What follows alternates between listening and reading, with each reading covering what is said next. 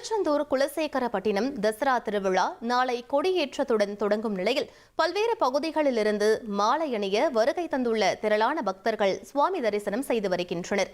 மேலும் விவரங்களை எமது செய்தியாளர் பவானி வழங்க கேட்கலாம். பவானி, இந்த திருவிழாவின் சிறப்பம்சங்கள் என்ன? தற்போது பக்தர்களின் வருகை அந்த பகுதியில் எந்த அளவுக்கு இருக்கிறது? முழு விவரங்களை பதிவு பண்ணுங்க. கண்டிப்பாக.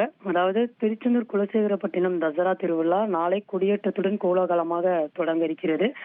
அதற்காக பல்வேறு பகுதிகளிலிருந்து மாலை அணிவதற்காக அதிகப்படியான பக்தர்கள் தற்பொழுது குவிந்து காணப்பட்டு வருகின்றனர். அந்த காட்சிகளை நம்மால் பார்க்க முடிகிறது. அதாவது உலக புகழ்பெற்ற குலசேகரப்பட்டினம் தசரா திருவிழா நாளை 23ஆம் தேதி அதிகாலை 6 மணி அளவில் கொடியேற்றத்துடன் தொடங்க இருக்கிறது. தொடர்ந்து 10 நாட்கள் நடைபெறக்கூடிய இந்த விழாவின் சிகர நிகழ்ச்சியான சூரசம்காரம் அக்டோபர் மாதம் 2ஆம் தேதி நள்ளிரவில் கோவில் அருகே இருக்கக்கூடிய அந்த சிதம்பரேஸ்வரர் கடற்கரை பகுதியில் வைத்து நடைபெற இருக்கிறது. இந்த திருவிழாவில் 15 லட்சத்திற்கும் அதிகமான பக்தர்கள் கலந்து கொள்வார்கள் என்று எதிர்பார்க்கப்படுகிறது.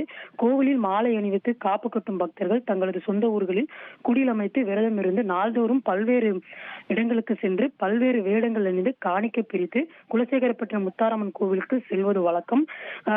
இந்த குலசேகரப்பட்டினம் முத்தாரம்மன் கோவிலுக்கு தசரா திருவிழா நாளில் வருகை தரும் பக்தர்களுடைய எண்ணிக்கை வருடந்தோறும் அதிகரித்து காணப்பட்டு வருகிறது.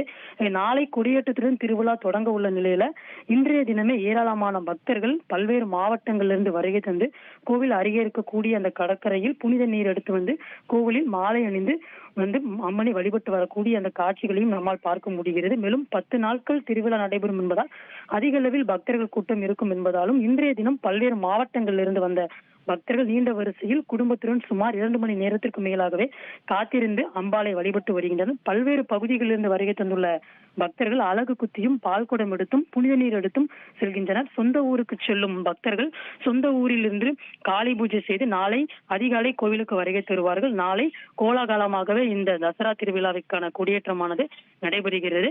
இதில் பல லட்சக்கணக்கான பக்தர்கள் வருகை தருவார்கள் என்றும் எதிர்பார்க்கப்படுகிறது. உள்ளூர் பக்தர்கள் ஏற்கனவே அதிகமாக இருப்பார்கள் என்றும் கூறப்படுகிறது.